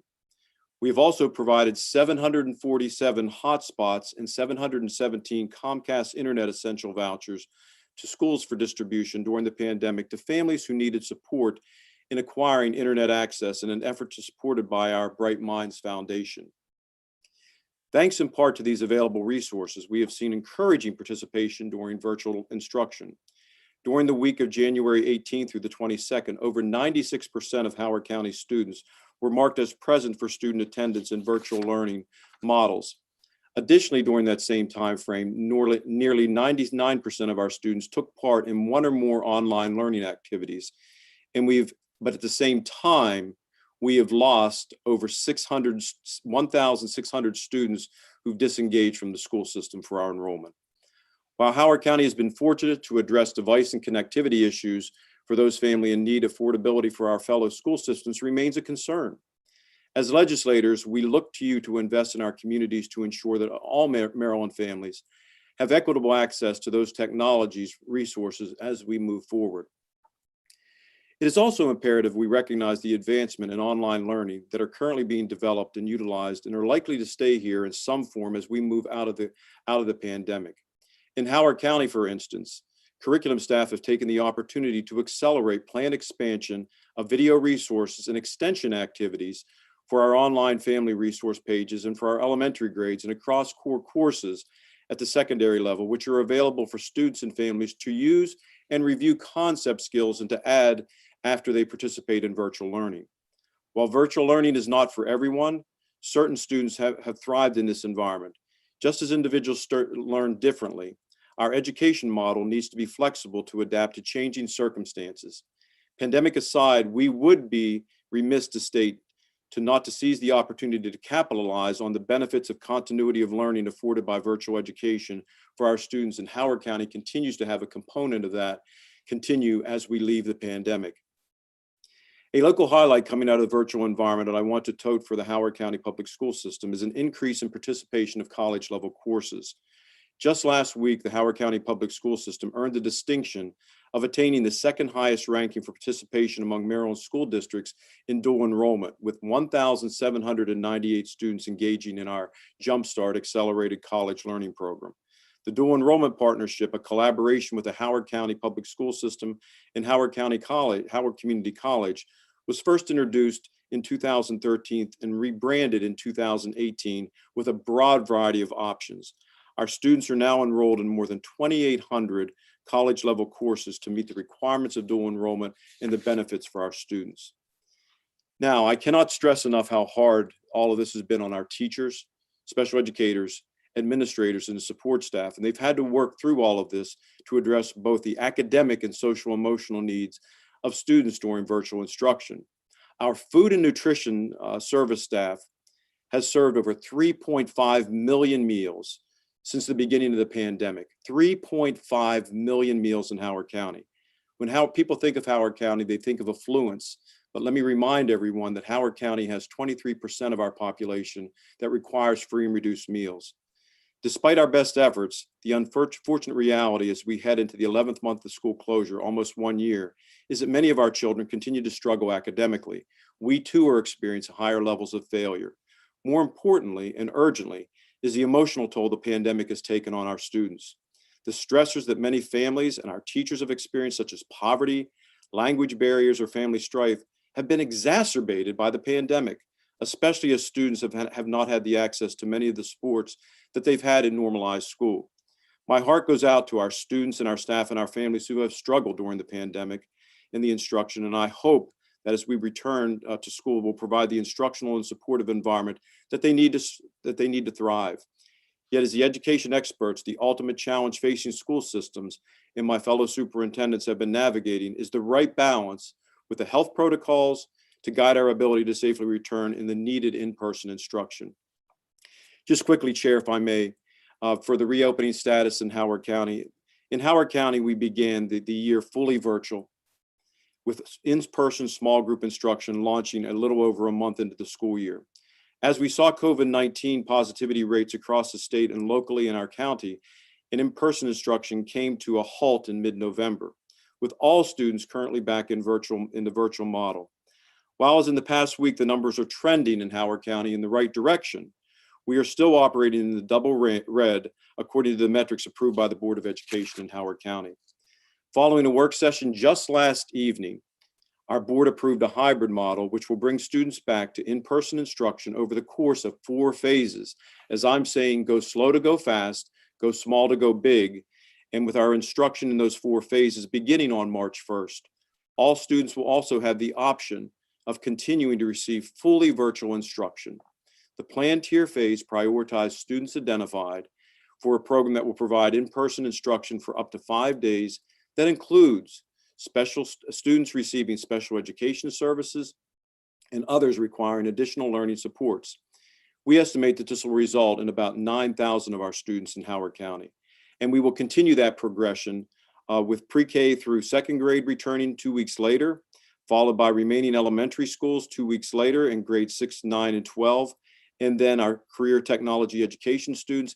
And the final tier would begin with remaining grades by April 12th. With this framework in place, our next steps include outreach to our families to customize the model necessary to make certain that the needs are met and confirm participation in the program. Chair, if I may, in my closing comments to you and members of this body, although this decision, as I mentioned, was made just last evening to return on March 1st, there is much to be addressed. We understand that there are strong feelings on all sides, and I continue to lead with empathy and compassion for all individuals in this as we move back to normalized education. Our goal as a school system will be to use a measured approach to refine details related to the hybrid model, staffing, and protocols to ensure safety and well-being of all of our students. Thank you for your time today, and I appreciate being able to answer questions to this illustrious body. Thank you very much. Thank you both, Dr. Couch, Dr. Marano. Any questions for our superintendents?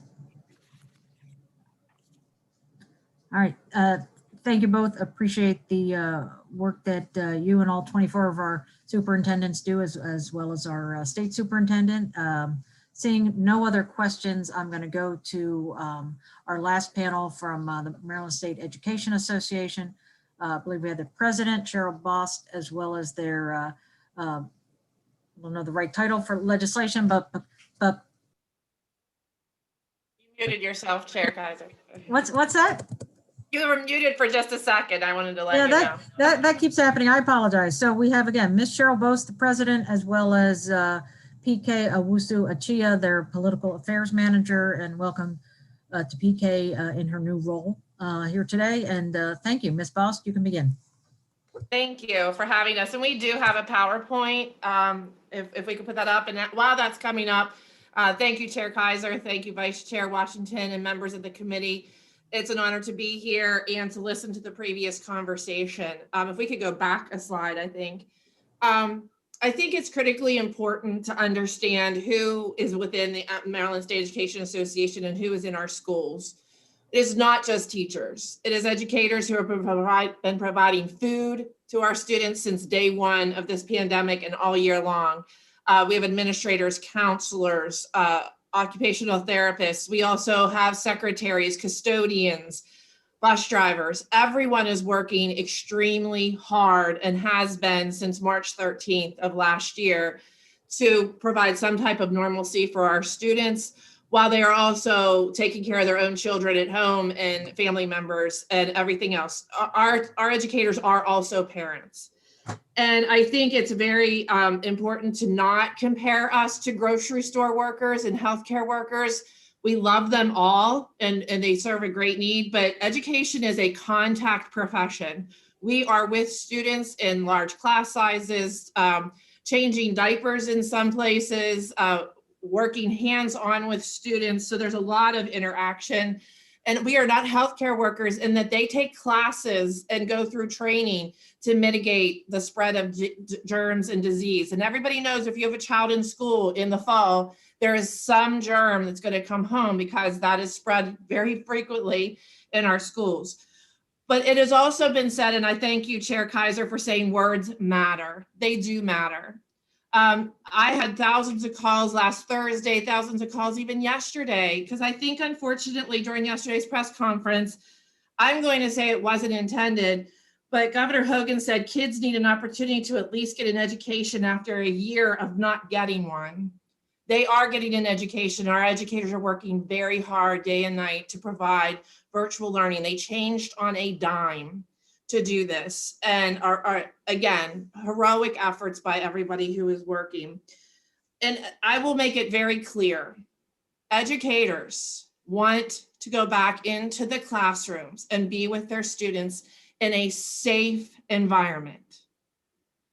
It has been misconstrued that because we are saying we want it to be safe, then we must not want to go in. That is the furthest thing from the truth. We want to be in, we want it to be healthy, we want it to be safe.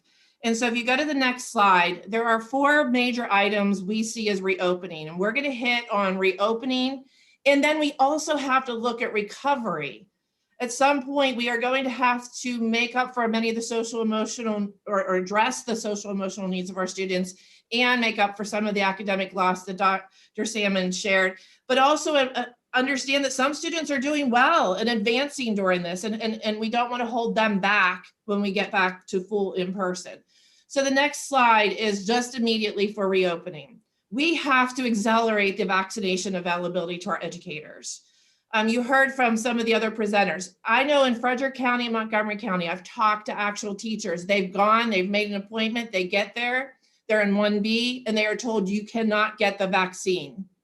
So we are pitting different groups within 1B against each other in many of our counties. It is not available for educators. I know we might say, and I don't agree with Dr. Salmon in saying this is an icing on the cake and it makes us feel good. It is good for us. It has 90% efficacy to help us from getting sick. And so vaccines are very important, and they are critical to the tools and needs for reopening now that we know that they are here. So we have to accelerate the availability and prioritize educators. We have to have reasonable safety standards in our school building. Every headline that you hear says schools should reopen as long as they follow the safety requirements. And so we have put together through the Maryland Health Department, the Maryland State Department of Education, and the CDC, an entire checklist, and are encouraging walkthrough teams to go through every building. So I today want to challenge Dr. Salmon to work with us to make sure every building gets a walkthrough using that checklist to ensure that it is a safe building. And if they don't meet every item on there, that the State Department will work with the school systems and the school to make sure health and safety is a priority. That has to occur. I don't care what health expert you talk to, they still say masks, social distancing, washing hands, all of that is on those checklists. So I would like a commitment from the State Department and Dr. Salmon that they will ensure that those checklists are completed for every building.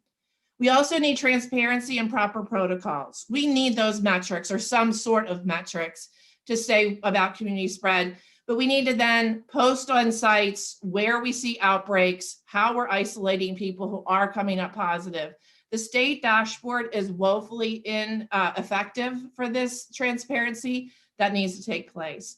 And then finally, in the reopening, educator workload. I don't think everybody truly understands what hybrid means.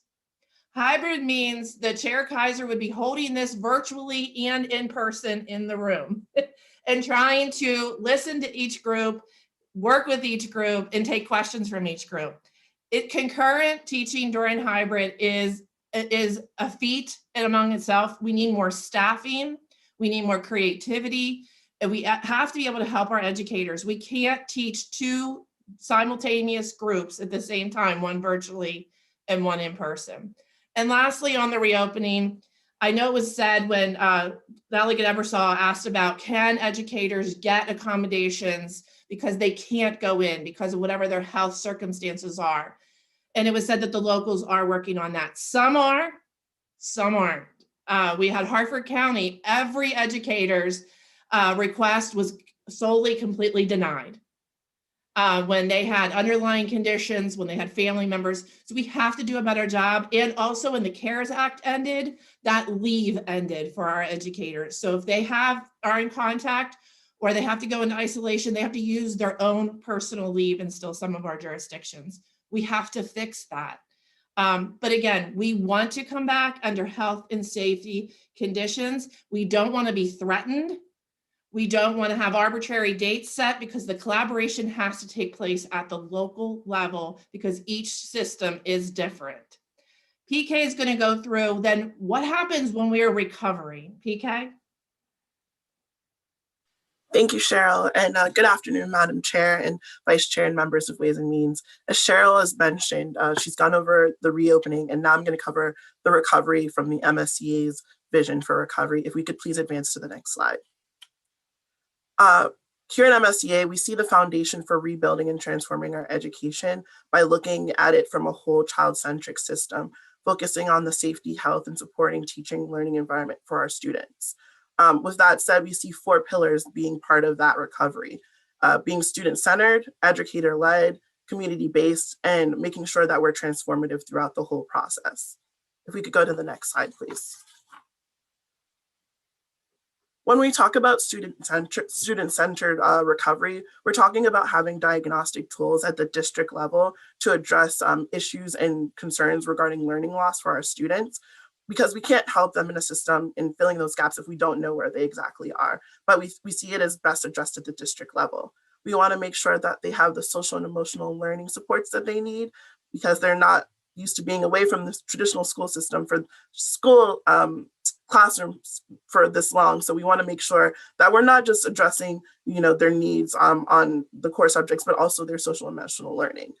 Tutoring and summer school opportunities, and making sure that we have concentration of poverty grants for schools that are most in need. Meal programs and expansion of CTE programs, pre-K and special education, which will also help with the rebolstering of our economy. If we could move to the next slide, please. Under the educator-led pillar of our recovery vision, we see increased staffing of certified and non-certified educators in our schools. Cheryl has mentioned in previous slides the emphasis on just remembering that it's not just teachers that we're talking about. We're talking about all of our educators that make our schools function at the highest, best capacity. We're looking for accountability, educators being a part of expert review teams in moving our blueprint provisions forward, improving the profession by following the blueprint passage and making sure that there's adequate teacher prep and increased pay so that we're getting the best candidates for the job, and the use of educators along the spectrum, using our current teachers, aspiring teachers, as we've seen through the pandemic, the use of recent medical students to assist. We see that's a really promising way to get those who are soon to be joining the profession involved in the process, and using retired educators as well to mitigate learning loss. Next slide, please. And using a community-based approach, making sure that there's an emphasis and focus on the use of community schools, CTE expansion, which I mentioned previously, concentration of poverty grants, and making sure that in our response to students and coming back in our recovery process, that they're culturally responsive and trauma aware, making sure that we're meeting the needs of the entire student. Next slide, please. And using the pandemic as an opportunity to make a transformative change within our education system. Again, using what we've done in the research for the findings in the Blueprint for Maryland's Future, making sure that we're equity focused on the needs that were highlighted, quite honestly, by this pandemic. The expansion of broadband functionality, because our students and educators having access is not the end of the discussion, but making sure that they have adequate access that goes beyond to meet the needs of a system that is changing over time. Making sure there's a focus on higher level coursework and CTE, which also is again going to help rebolstering our economy.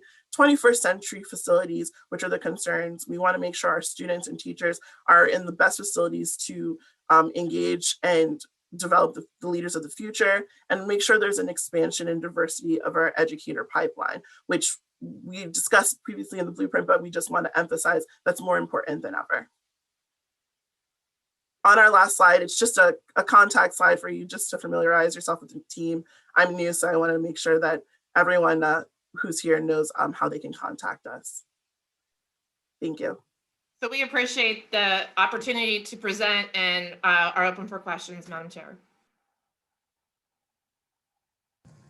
Thank you both so much. We'll start with Delegate Patterson. Thank you, Madam Chair. Cheryl, I'll ask you this question. as it relates to state testing, are you aware of any waiver or reconsideration for state testing for students? So we are pleased that the state board did waive the graduation requirement testing that our students have previously been required to do in order to graduate. We are hopeful under the new Secretary of Education that they will waive the standardized testing that is attached to the Every Student Succeeds Act. And we would encourage Dr. Salmon and the other state superintendents across the country to request those waivers and really push the U.S. Department of Education to see that happens. We, through our national, are definitely pushing to waive those tests just because we can't conduct them virtually. And that's a loss of instructional time. There are other ways that we can do diagnostic assessments of students right now. Thank you. Thank you so much. Delegate Shoemaker?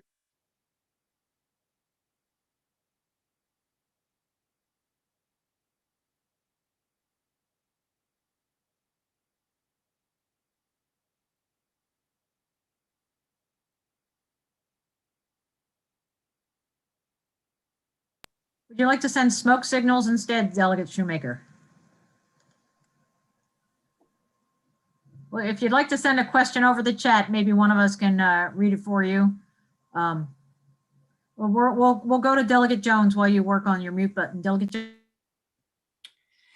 Thank you, Madam Chair. Ms. Bose, in her presentation, there was a specific for charge. Once she mentioned that making the state kind of work together regarding that all buildings meet health and safety guidance that has been set by the CDC, the Maryland Department of Health, and MSDE. So I just wanted to turn it to Dr. Salmon to respond to that. Dr. Salmon, would you be willing to work jointly with the teachers to distribute the checklists that contain the guidance and commit to working with districts to ensure that they have the health and safety protocols they need to reopen safely? So I'd like to hear your response. Thanks for that question, Delegate Jones. We actually are conducting and have been conducting, school safety inspections during the pandemic through the Interagency Public School Commission. So those are ongoing, so we can also look at what's happening in the buildings. The school superintendents have been very attentive to the safety measures in their schools and have been following all of the requirements that are listed in our guidance documents. And I will have to tell you, I think about the 7 or 8 school systems that I have visited recently, it is very obvious that school safety protocols are in place in terms of hand sanitizing stations, cleaning with these very new cleaning machines now that can sanitize very quickly large areas. And I actually observed that happening in Cecil County, where the custodian was going around 3 times a day and cleaning all of the areas with this gun that I guess that's the wrong thing. It's a machine that very efficiently cleans. So I'm very certain that our school systems are doing a very good job, and the superintendents are on here too, so they can weigh in. But we have talked about this since the very beginning. One of the first things we did was to work with MEMA to get abundance of supplies out to the local systems. And actually the local school systems reached out to the health departments and the hospitals and gave them some of their things. So we've replaced all of anything they gave to help other people out during the first part of the pandemic. And they have had lots of CARES funding to replace everything. I just received an email from a parent that was talking about how at a board meeting, the superintendent was touting all of the PPE that they did have, and they felt that the buildings were ready. So we're hearing it from multiple sources, and I'm being able to see it. And I'm sure the superintendents are very willing to collaborate and make sure that happens. Okay, so just so I'm clear, because 4th grade is going on at a different part of the house, and I apologize for the background noise. So you would be willing to work jointly with the teachers to just not only on the checklist, but also to provide assistance to any local places that need more things and are deficient in items.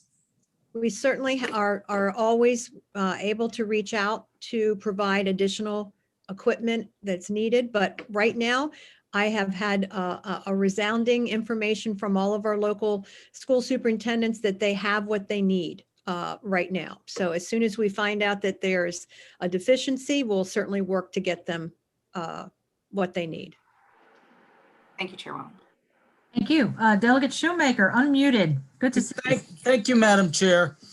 Ms. Bost, you indicated that there are segments of the student population who've done well in this virtual learning situation within which we've found ourselves since last March, right? Isn't that what you testified to? I did testify to that based on educators' input, yes. Okay. And Dr. Salmon said the same thing. But you would also agree, wouldn't you, that there have been a whole lot of students who haven't fared particularly well through this virtual learning experience we've gone through, right? I would say that based on the State Department data, we show that there are some deficits and that every year our educators work to improve on deficits. So yes. Well, just to throw a statistic out at you, I mean, I saw a report in the Carroll County Times where failures amongst Carroll County students are up 55% year over year, this year as opposed to last, while we've been in the throes of this virtual learning situation. Would you agree with me that the difficulties associated with virtual learning have been disproportionately felt by minority communities and lower income communities throughout the state? I think what I would agree with is that we're all trying to teach during a pandemic, and we're trying to match up a virtual learning to a grading system and standards that haven't been exactly aligned right now. And that, yes, between COVID-19 disproportionately impacting our communities of color and those living in poverty, and the lack of broadband and supports, I would say that learning deficits have impacted our students of color and those living in poverty. But I would also say during a regular year, opportunities disproportionately are not provided for our students, our Black and Brown students. Thank you, Madam Chair. Thank you, Delegate Shoemaker. Delegate Feldmark? Thank you, Madam Chair. I just had a question sort of following up on that. I think, we've heard several examples of statistics sort of looking at how things have gone this year. And, statistics vary year to year, but when they vary year to year in sort of a normal school setting, there are certain variables that are the same, right? So I guess I'm just wondering, in terms of the statistics about last year to this year or pre-pandemic to, remote instruction during the pandemic,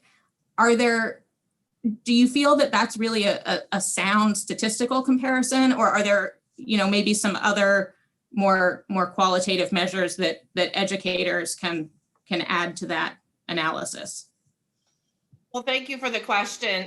As an educator myself, we're constantly daily assessing where our students are, where were they in this learning, where do I need to move them? And we're constantly doing that on a daily basis. This has been an unprecedented time for our educators to try to do that. And you really can't compare one year to another. In fact, yesterday during the State Department's sharing of enrollment data and achievement data, there wasn't a trend comparison because they said this is such an anomaly that they couldn't build that trend comparison together. I think as we look at Hurricane Katrina as part of a marker of things that have been catastrophic, it's going to take us a while and a collective power to bring our students back to a learning place where they will be even more successful. But I think it's important to know we're not only facing that here in Maryland, we're facing that across this globe of where students are. So it is not good to do it year to year when we're in a pandemic year versus a non-pandemic year. Thank you. Thank you. Thank you, Delegate Feldmark. And with the last question of today, Delegate Lisanti. Thank you, Madam Chair, and thank you, everybody. I appreciate all of the input from various sources today. And it's really been interesting listening because it seems sometimes that we haven't had an all hands on deck approach with everybody at the table. And having said that, and I realize that there is a delicate balance between local decision making and state control. And I say that because although the decision, many of the decisions about implementation of education are at a local level, we saw last week that can be overridden by state control, by setting a definitive date when schools must resume in-person learning. And I have to wonder with the CARES Act and with the infusion of federal resources, are we in a situation where the locals are asking for money and resources, and it's just we're filling holes, or are we at a state level? Do we have a strategic plan to meet these resources, to meet these needs of achievement gaps? In other words, when I hear comments about, there's these great achievement gaps among different groups of people, is it the locals' responsibility to fulfill that, or do we have a state strategy to do that? And are we filling in necessary holes where they exist throughout the state, so that we don't have, where some jurisdictions are doing really, really well, and then others still fall farther behind because they haven't maybe asked for the right resources or haven't received them because their problems are exacerbated? Right. Thank you for the question. I think overall, at the beginning of your question, collaboration is always better than working separately. So we haven't had the opportunity to meet with all the stakeholders since August. We've reached out to the State Department, we've offered to meet, we've asked to meet. Even the superintendents and boards of eds and PTA have asked to collaborate, because I think you can come up with a lot of great ideas, you can share best practices and know where those needs are. I know this summer, many of our local school superintendents said, we would love the state to help us get masks. We're all brokering our own deals for masks, or we're all brokering our own for, list the items. And so collaboration will always work. And it also helps with communication. I think we found today the communication has been lacking, but that has to come together. I think that in our belief for MSEA, the locals know what's best that's happening in their school districts, but they need guidance on best practices and they need guidance on how to move forward with achievement. But the districts have to be the ones, and the educators who are the boots on the ground have to be part of that conversation to actually move the needle on achievement, move the needle on our social emotional needs of our students. But we can't continue to have this divisiveness that, oh, well, I only listen to parents and parents want students in, and I think teachers don't want them in. Let's stop that and say that we're all going to come together and we're going to say we're going to have conversations on a monthly basis or twice a month to answer exactly what you're saying, the funding, the communication, any of the resources. I don't think that's too much to ask. I really don't. Thank you, Delegate, and thank you to MSEA. I again want to thank our state superintendent, our local boards of education, our local superintendents, and as well as MSEA for joining us today. To the members, that's just a half hour before our next meeting for the hearing, and lots of questions in that first hour. So sorry about that, but we are done now with the briefing, and to members, I'll see you at 1:30. Thank you.